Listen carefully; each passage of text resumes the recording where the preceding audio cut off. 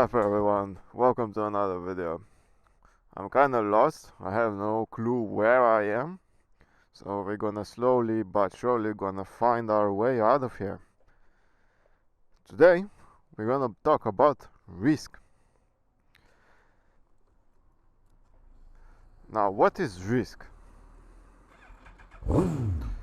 Now, I think you know what this risk is, and you can look in the dictionary what exactly is risk and everything, but for real, for me, risk is a choice. For me, there is no difference between a choice and a risk. The only thing that might be different, that in a choice you don't know what is the consequences, while when you refer to a risk, you kind of know what will happen if you win or lose. So that's how I look at risk. Basically, it's just literally a decision you make, and you know kind of what is the consequences of the actions. So I think there is no defined rule for risk in every situation. Maybe there's universal law how it works, but every situation is different and is unique. And I'll not teach you what is a risk, but I will ask you that if you had a button that if you press it, you have 50% chance to get $1 million or 50% chance to die, would you press that button? Now, if you were someone who make 1 million a month, or let's say a year, the chances of you pressing that button is probably very, very little. Like, for real, like, you will not press it, okay? But if you were like a poor person that lived like in poverty for like 50 years, and like your health is like shit, and you might like die from the disease or something, for you pressing that button is like that's like there is more win than lose, because you probably would like die anyway, right? So that's like how I look at it. It's like really depends on the situation. It really depends on everything around it. And like the risk is the same, right? It's like 50-50 chance, but it really depends on what is your circumstances when you're taking that risk. That's one way to look at it. Also, it really depends on how you believe on that cause, how much control you have over that cause. I mean, like, let's say you decide to buy a Tesla stock, and there's two ways to look at it. There's one guy that is just look at some other stocks and he know a little bit how it works. Okay, there's a stock, it's like go high on the past last month, so maybe it will continue to go high. So you see the Tesla stock is like going high, so it's like, okay, maybe it's gonna go high, so I decide to buy the Tesla stock. Now that's like kind of gambling, rather than if you're some person who is like conducting business with the Tesla company, or let's say like you research about the company, like, you know, when there's like a new product going to launch, you know, when there is like some reform going on or some laws that will affect the industry of the electric cars or something.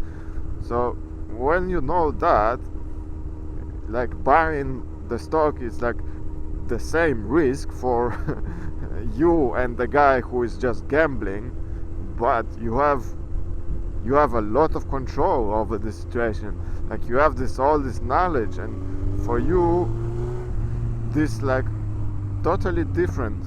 Another way to look at it is to kind of know what is the chances.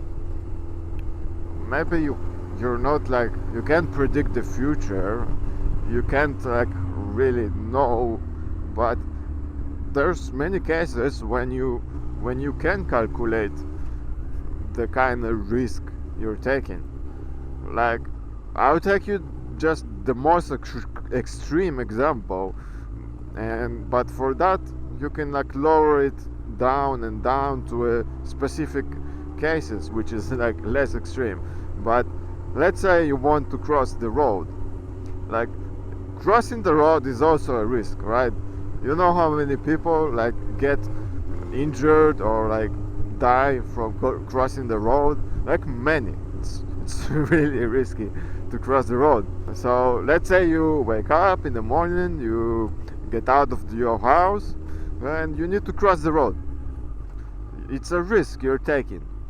But let's say you look left and you look right, and you see that there's no cars, so you know that this risk is relatively very, very low, and the gain is very, very high.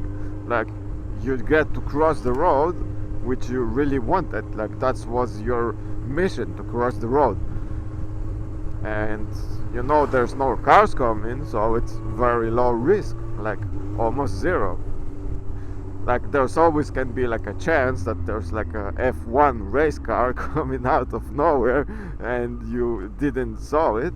But what is the chances of this happening outside your house, let's say, right? So that's how I look at risk. And when someone tell me like motorcycles are dangerous and I'm risking my life, I'm not risking my life more than anyone else. Not more than many people, which could actually be the people who telling me that I'm risking my life.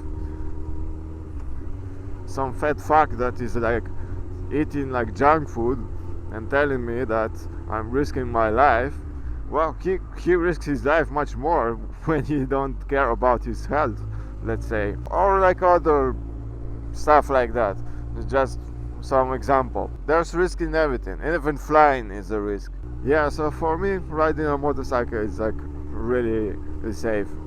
Maybe we can like argue that you see like the videos and you might like think, okay, this guy is like crazy and he's like definitely risky and he's like endangering his life. Well, what can I say? I have no words to explain what is my like opinion on it. Like, I've hurt myself in many other ways besides motorcycles, physically and emotionally, which is like the same pain, let's say. Alright,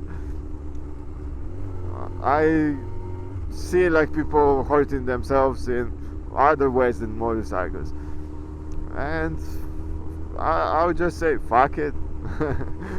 I know what I'm doing. I feel that I know what I'm doing, at least, and I never like push myself to the limit. I could like do so much more, but like I never push myself to the edge because I'm not on the racetrack. I know there's can be like obstacles on the road. I know like I can lean much further than what I do. I could like push the bike more. I could even like do some like stunts, but I really like, I don't want to break some bones and break some motorcycles. For me, I'm not a race track rider, and I'm not a stunter. I am just a rider, and I'm always, my objective is to ride. It's not even to get from one destination to another. It's just to ride and ride fast. That's all. That's I don't know the words actually how to project that feeling. What am I? But yeah, that's my opinion on the risk. I think we covered it up. And there's few questions from the last video which I'm gonna answer. I need to stop somewhere to read it.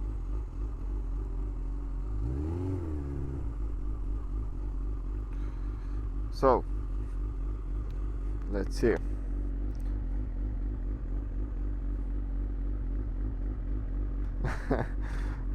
The first question, someone said, I am gay. Is that a problem?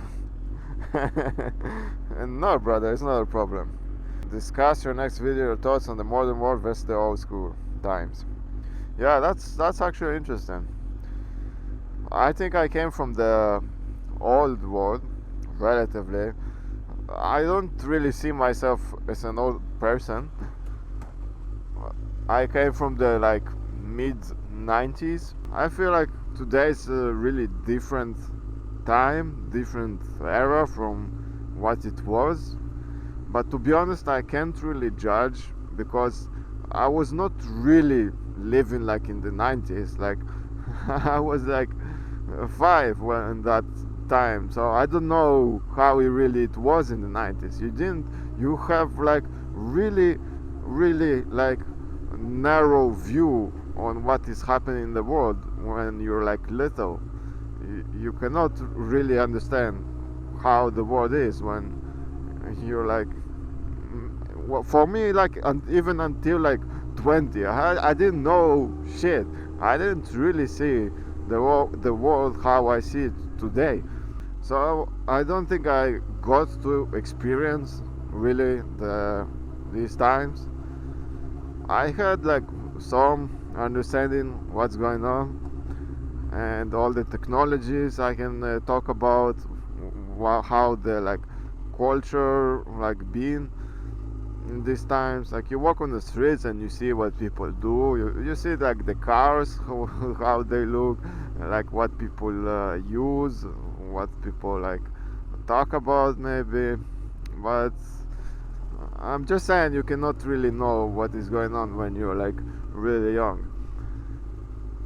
Anyway, I think that the times have advanced and it's a good thing.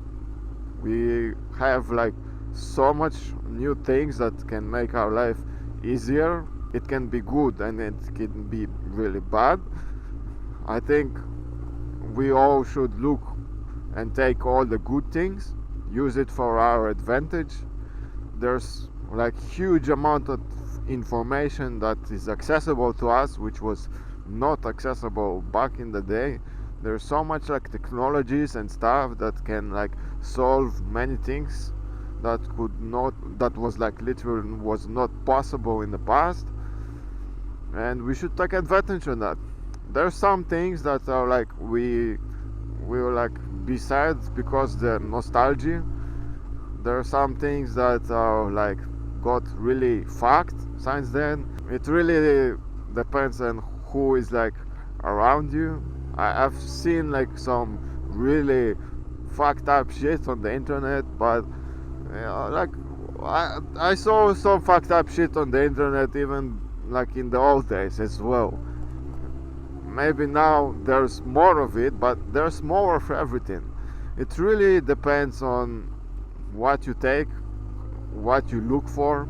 You mentioned that people are like more on the screens and less like bikes outside, something like that. Well, are you all the day in the screen? Are you like riding a bike? Like I think fuck what everything is like around. There could be like war there can be like crisis there can be like stupid people here and there can be like really fucked up shit all around you, but you need to take yourself, your reality, and build your own reality. You need to navigate your own life and build your own life. That's my perspective on it.